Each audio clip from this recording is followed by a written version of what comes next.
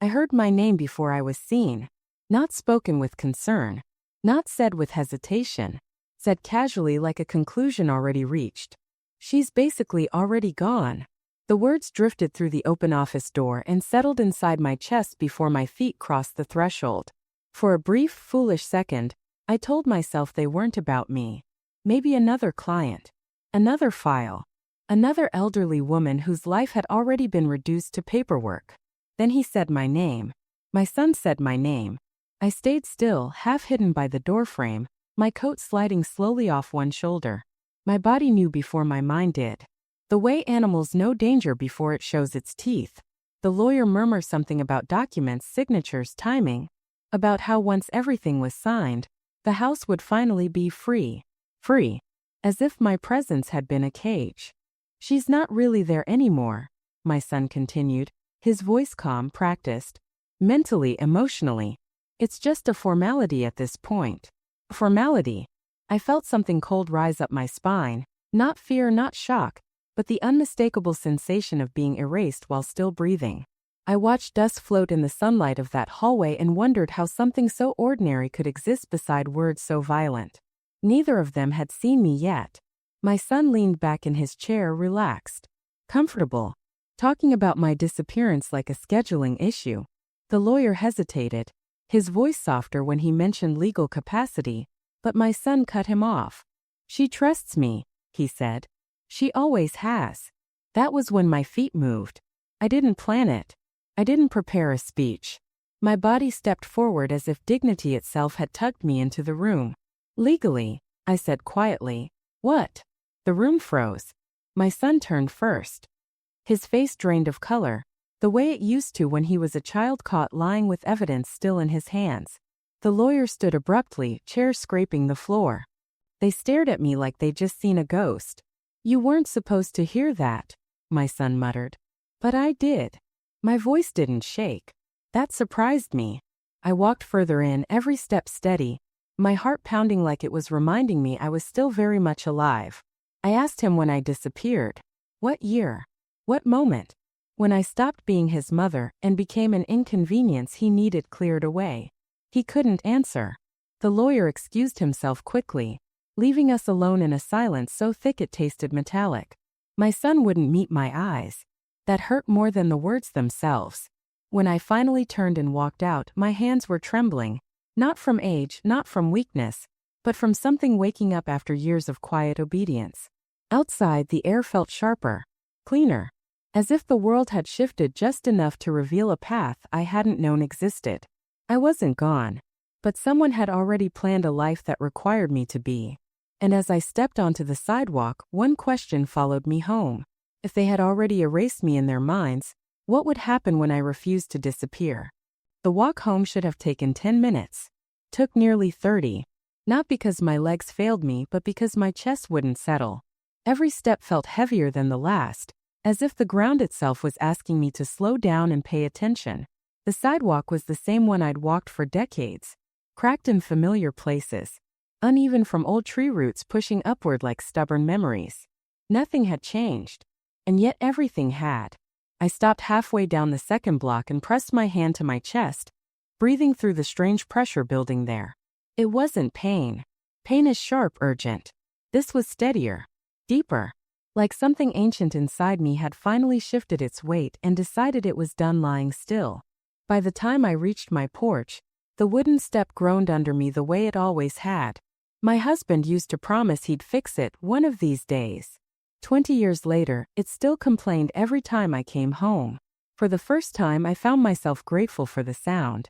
Proof that something recognized me. I unlocked the door and stepped inside. The house was quiet but not empty. It never had been. The air felt still, like it had been holding its breath, waiting to see what version of me would walk back through that door. I set my purse down and stood in the middle of the living room. My living room. The quilt on the sofa, hand-stitched when my hands were younger but no steadier than they are now. The ceramic lamp from a patient who once thanked me for staying with him when everyone else left. The photograph on the wall. My husband laughing, head thrown back, alive in a way that made my throat tighten. If I was basically already gone, Then why did every corner of this house remember me so clearly? I lowered myself into his old armchair. It dipped beneath my weight like it always had, welcoming me without question. My hands rested on the armrests, and that's when I noticed the trembling. Not weakness. After decades of holding needles steady, stitching wounds, cradling dying hands, my fingers had never betrayed me like this. This trembling came from truth. I whispered the words aloud, testing them in the quiet. Basically already gone. They didn't break me. They didn't even wound me the way I expected. They hardened something instead. Slowly, deliberately. Anger at my age isn't loud. It doesn't shout or throw things. It sits down. Thinks. It remembers. It remembers every bill I helped him pay when he said it was temporary. Every check written quietly. Every time I rearranged my life to make his easier. It remembers how my help slowly became expected. How my silence became convenient. How my presence turned invisible. The phone rang. His name lit up the screen. I watched it vibrate against the table until it stopped. Not out of cruelty. Not even out of anger. I simply didn't have the strength to listen to soft excuses meant to erase the violence of what I had heard.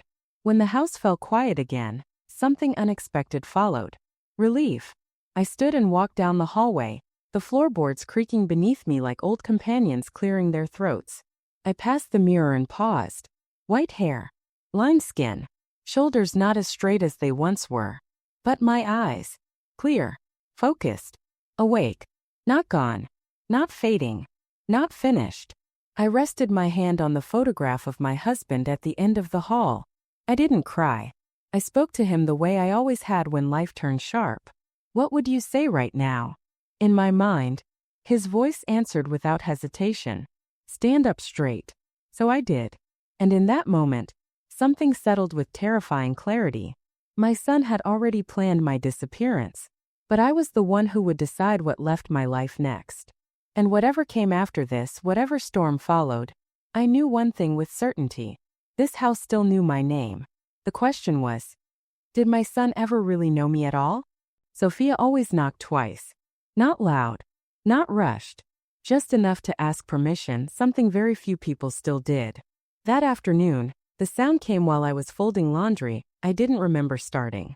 My hands paused mid-motion, the fabric slipping slowly back into the basket. I hadn't told her I needed anything. Somehow she knew. Grandma. Her voice drifted through the screen door. Are you home? I opened the door, and the moment she saw my face, something shifted in hers. She didn't ask how I was. She didn't smile. She stepped inside and closed the door carefully, as if noise itself might make things worse. What happened? She asked.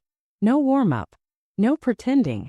I sat at the kitchen table, the same table where she once colored pictures while I baked, where homework had been spread out in uneven piles, where laughter used to live easily. The room felt too bright for the words I needed to say. I went to see a lawyer today, I began. Her eyebrows lifted. About what? Your father was there. That was enough. A shadow crossed her face, not shock but recognition. The look of someone who had already sensed something wrong but hoped it wasn't this. I told her everything. Not dramatically. Not with trembling hands. Just the facts. The way you tell the truth when you're too tired to dress it up. I repeated his words exactly. The way he spoke of me as if I were already slipping away, already gone enough to be managed. Sophia didn't interrupt. She leaned forward, elbows on her knees, hands clasped tightly together. When I finished, the kitchen went silent. He said that, she whispered. I nodded. Her jaw tightened. She wasn't crying. Her eyes were bright, but what filled them wasn't sadness, it was anger. The controlled kind. The kind that doesn't know yet where to go. I knew it, she said finally. Knew what? That he was planning something. She shook her head slowly. He's been talking about the house a lot. Saying it's too much for you. That it should be used more productively. Productively, I repeated. She hesitated, then took a breath. There was a conversation last month. Between him and Mom. They didn't know I was upstairs. My hand stilled in my lap. What did he say? She met my eyes, and for a moment she didn't look like a granddaughter. She looked like a woman who had just realized something about her own father. He said you were easy to manage, she said quietly. That you trusted him too much to ever push back. Something inside me tightened, not sharply but slowly, like a knot finally being pulled all the way closed. Sophia reached for my hand and held it firmly. Her grip was warm, steady. You don't deserve this, she said. I know, I replied. And I meant it. She squeezed my hand harder. What are you going to do? I looked out the window. The old swing still hung from the tree in the yard. Andrew used to sit on it when he was small, pumping his legs so hard I worried he'd launch himself into the sky. Back then, his world had been safe because I made it so. I don't know yet, I admitted. But I can't pretend I didn't hear it. Sophia nodded. Then don't face it alone. I won't put you in the middle, I said gently. You didn't, she replied. He did. We sat in silence after that. The kind that doesn't need filling. When she stood to leave, she hugged me longer than usual. The kind of hug that tries to hold someone together. At the door, she turned back. Promise me something. What? If you talk to a lawyer again, if you sign anything, you won't go alone. I nodded. I promise. But even as I said it, I knew something else was true. This was something I had to begin on my own. That night, sleep wouldn't come. Not from fear, not from anger, but from a strange alertness. Like my body remembered something my mind had forgotten. By morning, I knew exactly what I had to do. Not to fight, not to plead, but to look my son in the eye and finally hear, truly hear, the man he had become. And I sensed deep down that once I did, there would be no turning back. He came earlier than I expected. I was still at the kitchen counter, pouring hot water over a tea bag, when I heard the sharp slam of a car door outside. Not a careful close. A statement. The kind that announces a person has already decided they're right. He didn't knock. He never did. The door opened, and his voice followed before his footsteps. Mom, we need to talk. I didn't turn right away. I waited for the kettle to settle, for the steam to thin. Small acts of patience matter when someone expects you to rush toward them. Then come in, I said. He appeared in the doorway, already tense, shoulders squared like he was bracing for impact. His suit jacket looked too tight, his tie too sharp, armor disguised as professionalism. He studied me, likely searching for cracks. Tears. Apologies. Something familiar. He found none. You left yesterday without saying anything, he began. You just walked out. I've been calling. I know. He blinked. The lack of guilt unsettled him. Then why didn't you answer? Because I didn't want to. Silence stretched between us. He wasn't used to that answer. Mom, he said softer now, the tone he used when he wanted compliance to feel like care. This isn't the time to be stubborn. What you said yesterday, I replied, wasn't a misunderstanding. He sighed sharply. You're twisting my words. I heard them clearly. He rubbed his forehead, frustrated. I was explaining the situation to the lawyer. You're alone in a big house. You fall sometimes. You forget things. The home you mentioned once, I interrupted, was when you thought I wasn't listening. That's not fair, he snapped. I'm trying to keep you safe. Did you ask me what I wanted? He hesitated. That hesitation told me everything. You don't always know what's best for you, he said finally. There it was. The sentence wrapped in kindness but sharpened with authority. The quiet erasure of my voice. How long have you been planning this? I asked. He looked away. That was the answer. Andrew, I said gently, when did I stop being your mother and start being your inconvenience? He closed his eyes briefly, as if summoning patience. Please don't make this dramatic. You're 74. The house needs work. It's better for everyone.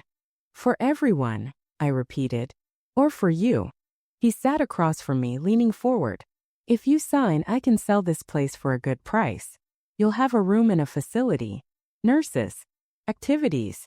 You won't have to worry about anything. I'm not worried now.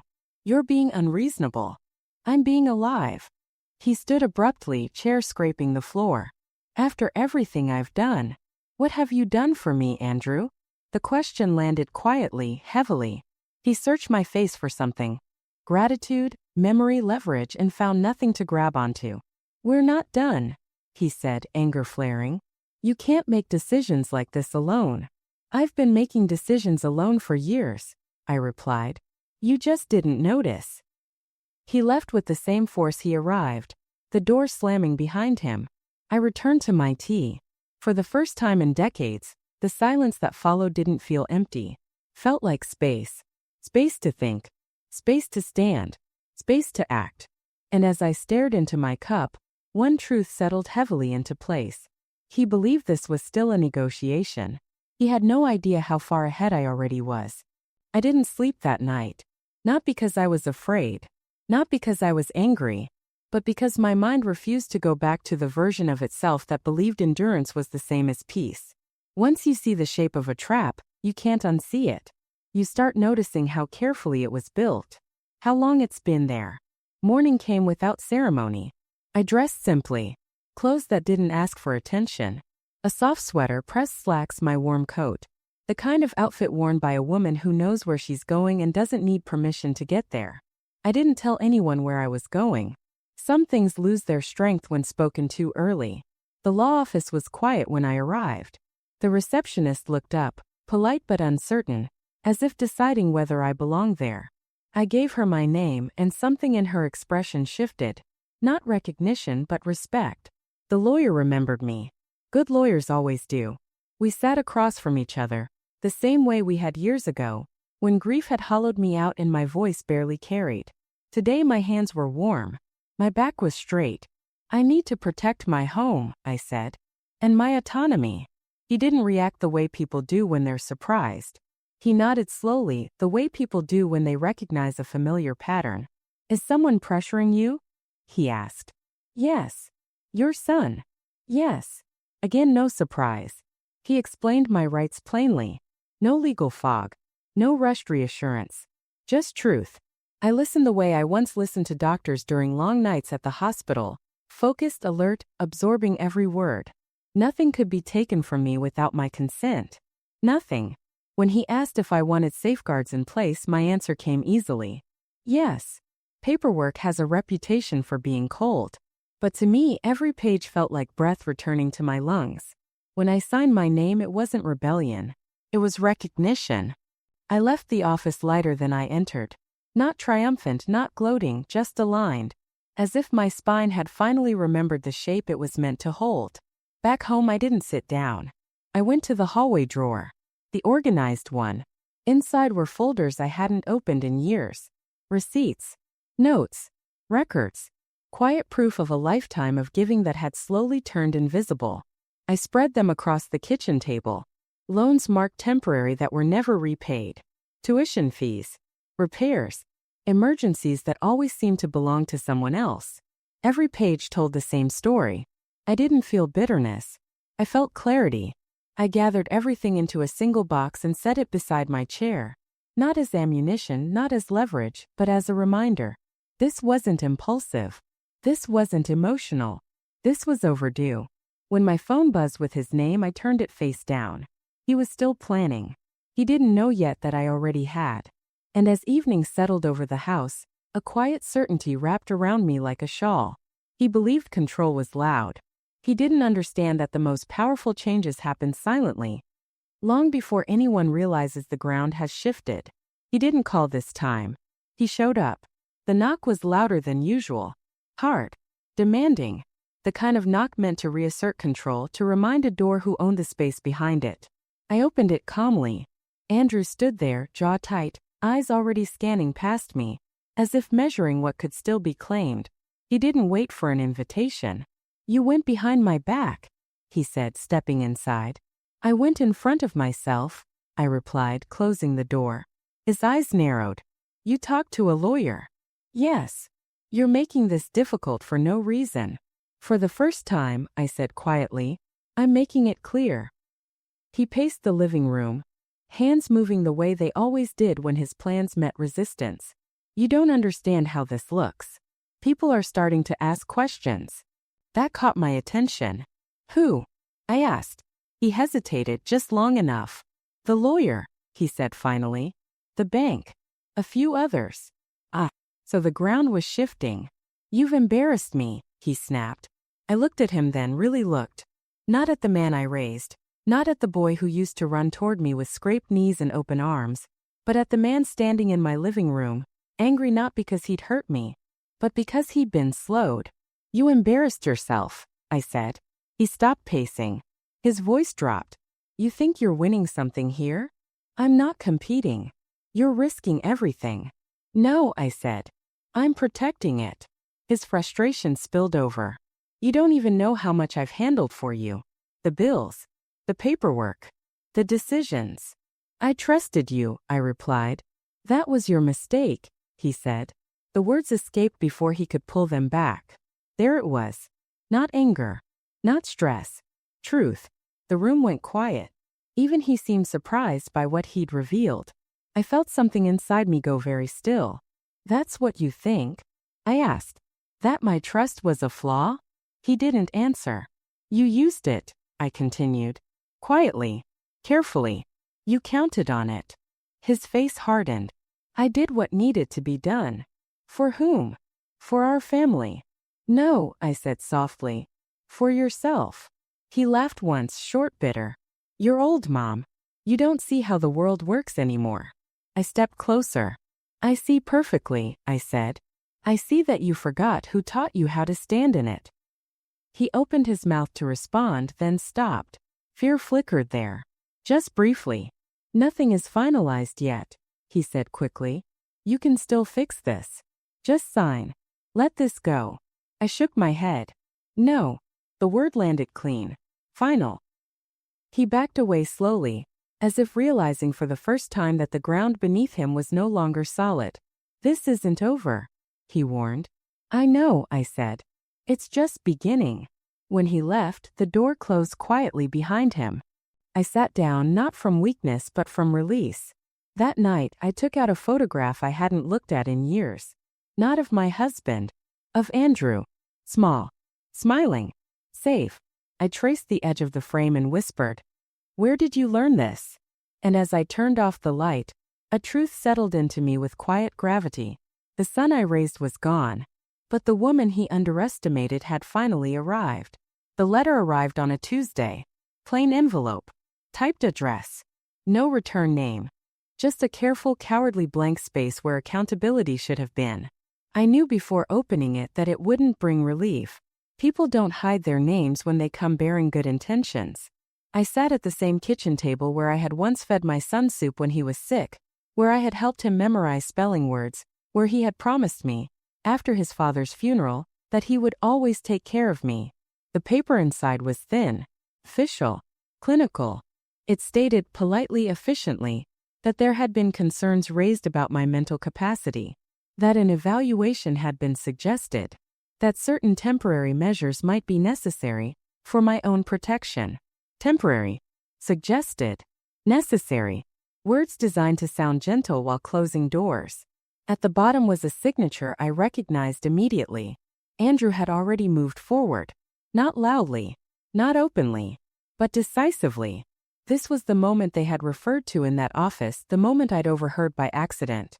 The point where I was no longer a person to be consulted, but a problem to be processed. A body that still breathed, but a voice they no longer planned to hear. I folded the letter neatly. My hands didn't shake. That surprised me. What I felt wasn't panic. It wasn't heartbreak. It was something colder and far more powerful. Confirmation. I wasn't imagining it. I wasn't overreacting. I hadn't misunderstood anything. They had already decided I was gone. That afternoon, Sophia came by again. She took one look at my face and sat down without speaking. I handed her the letter. She read it once, then again, slower the second time. "He's trying to declare you unfit," she said quietly. "Yes." Her eyes filled, but her voice stayed steady. "That's not concern. That's control." I nodded. That's why I needed to know how far he would go. She looked at me sharply. "You knew this would happen?" "I suspected," I said. "I needed proof." She swallowed hard. "Grandma, why would he do this?" I thought of the house, the money, the silence. But mostly I thought of fear. Some people don't know how to love without owning.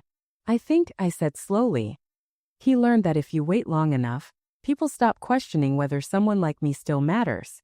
That night I didn't cry. I prepared. I took out the box of records, the safeguards, the quiet work no one had noticed.